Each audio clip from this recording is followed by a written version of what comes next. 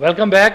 अली साहब, आप जीडीए के भी चेयरमैन हैं, तो बताइए जीडीए के क्या आप ऐसे इकदाम कर रहे हैं, पहले उसका क्या हाल था और अब जीडीए का क्या हाल है, हमें ज़रा बताइए। अच्छा, जो गुजरांवाला डेवलपमेंट अथॉरिटी है ये मैं समझता हूँ कि ये गैर फाल इदारा था। और इसमें लोग, मैं आपको फ्रैंकली बताऊँ तो लोग पोस्टिंग करवाते हुए भी शर्माते थे कि यार उधर जाके हम क्या करेंगे।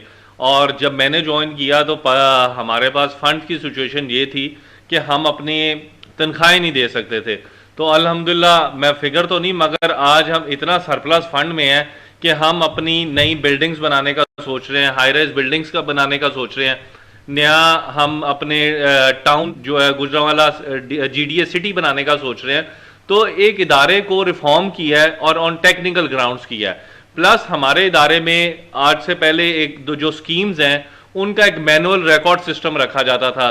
तो वो अल्हम्दुलिल्लाह पूरी कोशिश कर रहे हैं, जल्द उसके पे नजर आएगा कि हम इसी तरह उसका भी रिकॉर्ड सिस्टम मेंटेन कर रहे हैं कि जैसे किसी हाउसिंग सोसाइटी का, डीएचए का, या किसी भी बड़े टाउन का, बैरिया टाउन का, या किसी भी आप बड़े टाउन की बात करें तो उस तरह का आपका रिकॉर्ड सिस्टम होगा, ट्रांसफर सिस्टम होगा। मैनुअल से उसको उस तरफ लेके जा रहे हैं। तो बहुत सारे रिफॉर्म्स हैं, मैं अगर आपको डिटेल बताऊं तो इसमें बहुत सारी होंगी। फिर इसके अलावा मैं आपको डिजिटलाइजेशन की बात बताऊं, हम आगे जाके जो सर्वे हैं वो ह्यूमन डिपेंडेंस खत्म करके कोशिश कर रहे हैं कि ड्रोन्स पे चले जाएं जो हमें एग्जैक्ट कैलकुलेशन और वो कर दें, ताकि आपकी जो इंस्पेक्टर की इंटरेक्शन है वो इंस्पेक्टर लेस रजीम, जो सीएम सरदार उस्मान बुज़ार का विजन है कि इंस्पेक्टर लेस रजीम होनी चाहिए इंडस्ट्रीज के लिए, तो उस हवाले से हम इंशाल्लाह ताला उस पर भी काम करने जा रहे हैं। तो डिजिटलाइजेशन जो है इंशाल्लाह ताला, और आप आने वाले दिनों में देखें ना सिर्फ मेरी अथॉरिटी में बल्कि पंजाब की सारी अथॉरिटीज में कि आप आके एक डेस्क पे आप एप्लीकेशन दें और 40 दिन बाद अपनी हाउसिंग स्कीम को अप्रूव पाएं। ये ना हो कि आप आए, पहले आए, आप टाउट माफिया के लगे, फिर वो आपको बताए कि दरखास्त ऐसे भरनी है, ऐसे करना है, आपसे पैसे भी ले, सारा कुछ करे। अब आप हमने सहूलत centre at the entrance of the authority लगा दिया है ताकि किसी से आपकी इंटरेक्शन ना हो, कोई आपको वो ना कर सके कि आपके डॉक्यूमेंट्स को कोई ना कर सके। आप आए, डायरेक्ट एप्लीकेशन दें, चेकलिस्ट लें, चीजें पूरी हैं तो हम 40 दिन बाद आपको अप्रूवल देंगे। अच्छा, आप वासा के भी चेयरमैन हैं, उस हवाले से बताइए कि आपने क्या इकदाम किए और उसमें बेहतरी किस किस्म की आप बेहतरी लाए। प्रोफेसर साहब, इसमें ना सबसे ज़रूरी बात यह है कि लोगों को, मैं आपके तवज्जुह से एक मैसेज भी देना चाहूँगा कि लोगों को इस बात को समझने की ज़रूरत है कि जो वाटर एंड सैनिटेशन अथॉरिटी है ये आपका अपना इदारा है और आप कोऑपरेट नहीं करेंगे तो ये इदारे नहीं चल सकेंगे। लोग इसमें, मैं आपको बताऊं कि बिल देने से घबराते हैं। लोग कहते हैं यार जो 100-200 रुपए का बिल है वो भी हमारा किसी तरह माफ हो जाए। तो आप घर में सीवरेज भी यूज कर रहे होते हैं, आप पानी हर तरह यूज कर रहे हैं, और मतलब गाड़ी धो रहे हैं तो उसमें यूज कर रहे हैं, बर्तन धो रहे हैं तो पानी यूज कर रहे हैं, मगर आप जब आपसे बड़ा मिनिमल सा बिल मांगा जाता है तो तब आप कहते हैं कि हमने क्या इस्तेमाल किया।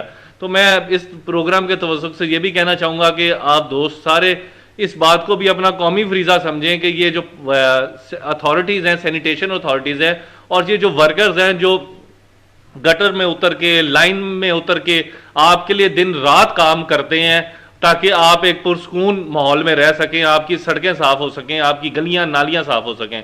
तो मैं आप सब दोस्तों से इस प्रोग्राम के तवज्जुह से ये रिक्वेस्ट करना चाहूंगा कि अपना बिल टाइम पे दें। और दूसरा जो आपने बात की कि हमने इसके लिए क्या किया, तो मेरा ख्याल है कि पिछले जो दो साल हो गया मुझे ऑलमोस्ट, तो मॉनसून है वो आप अगर गुजरांवाला के किसी बंदे से पूछें तो वासा की टीम राउंड द क्लॉक काम किया। हमने एक ऑलरेडी एक मरकज सेंटर सेट किया हुआ है कि जहां पे ऑनलाइन कोई कंप्लेन पोर्टल्स आ रही हैं वो कर रहे हैं, और फिर हम खुली कचहरी कर रहे हैं हफ्ते में 3 दिन के। अगर आपकी कंप्लेंट्स हैं तो आप उस कंप्लेंट्स आके उधर दें। साथ व्हाट्सएप ग्रुप्स बनाए हुए हैं, डिफरेंट जोन्स के हमने व्हाट्सएप ग्रुप बनाए हैं कि कंप्लेंट आए फौरन जवाब हो और फौरन उसके बाद साफ होने के बाद दोबारा उसकी पिक्चर अपलोड हो जाए वहां पे।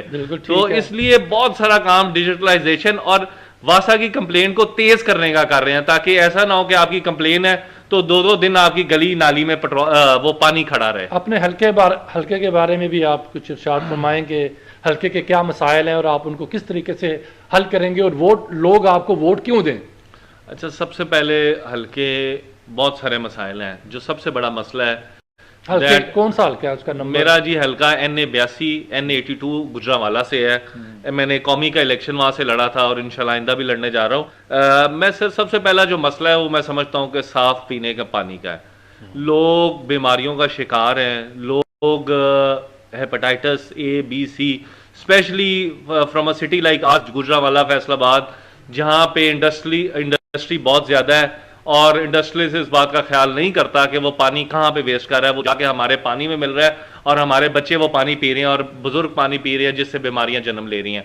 तो इस हवाले से मैं इंशाल्लाह ताला by the end of this year इस पे बहुत सारा क्लीन ड्रिंकिंग वाटर के हवाले से काम ऑलरेडी भी किया है और अब करने जा रहे हैं। बड़ी एक स्कीम लेके मैं अपनी कॉन्स्टिट्यूंसी के लिए आ रहा हूं। मैं समझता हूं कि सड़कें, नालियां, गलियां शायद 6 महीने इंतजार कर सकती हैं, साल 2 साल इंतजार कर सकती हैं, मगर जो साफ पीने का पानी है वो आज मिलना चाहिए लोगों को। एक तो सबसे बड़ा मसला ये है। दूसरी जो बात है इंपॉर्टेंट वो ये है कि मेरे हल्के में और गुजरांवाला शहर में कब्रिस्तानों की जगह खत्म हो गई है।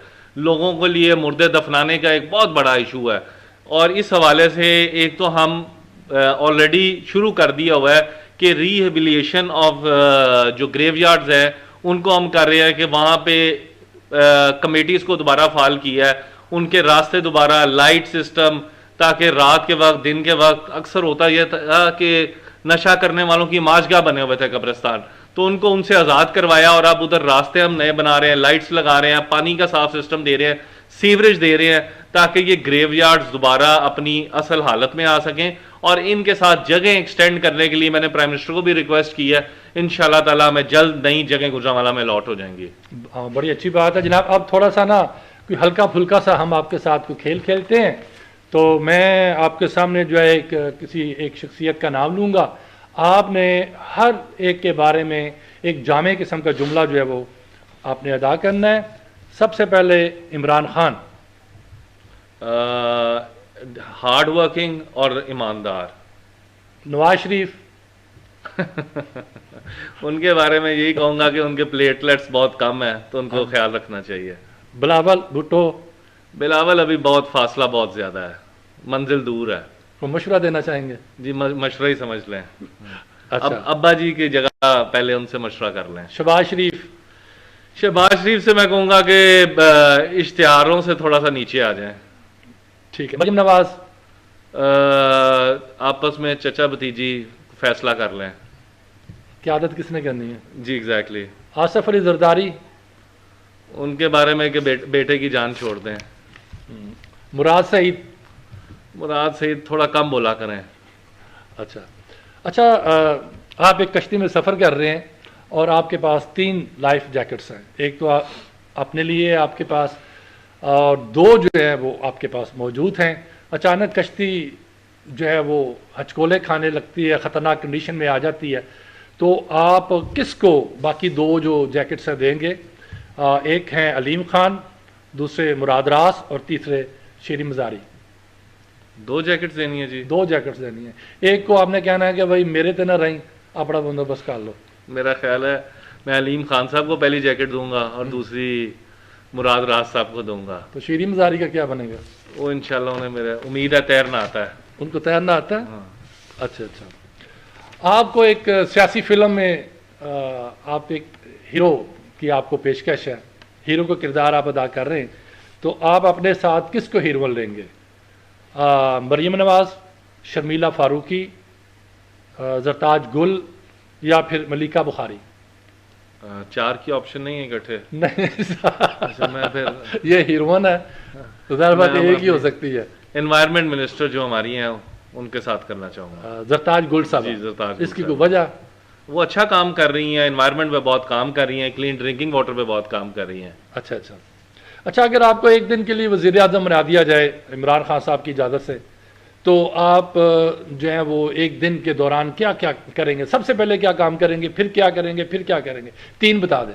मैं सबसे पहले तो लीगल सिस्टम का रिफॉर्म करूँगा। मैं चाहूँगा कि ये जो अदालतें हैं इनका निज़ाम बेहतर होना चाहिए और ये इसके साथ साथ ये निज़ाम बेहतर होगा तो थाना कल्चर भी बेहतर हो जाएगा। और दूसरा काम जो मैं करना चाहूँगा वो इस मुल्क का जितना लैंड रिकॉर्ड सिस्टम है उसको मैं चाहूँगा कि कंप्यूटराइज हो जाए और रिकॉर्ड जो है अपडेटेड हो, ये जो झगड़े तमाम हो रहे हैं ये सिस्टम ख़त्म हो जाए। और तीसरा जो काम है वो ये है कि नए हॉस्पिटल्स जो हेल्थ केयर है इस फैसिलिटी पे काम करना चाहूँगा। तो गुजरांवाला में भी कोई प्रोग्राम है आपके कि कोई नए हॉस्पिटल्स वहाँ आ जाएं, क्योंकि वो सिविल हॉस्पिटल पे तो काफी मैं बताता हूँ जी, असल अभी हो रहा है अनफॉर्चुनेटली, ये थोड़ा टॉपिक से डिफरेंट बात है, मगर हॉस्पिटल जो सिविल हॉस्पिटल है उधर तकरीबन इस वक्त 80,000 से 1 लाख मरीज जा रहा है। हमारे शहर में बहुत सारी BHUs हैं, बेसिक हेल्थ यूनिट्स हैं, और सारे शहरों में इसी तरह है। बेसिक हेल्थ यूनिट पे कोई लोड नहीं है, उधर अक्सर या तो बंद है या डॉक्टर्स काम नहीं कर रहे या मरीज काम नहीं कर रहे या लोग वहां जाना नहीं चाहते।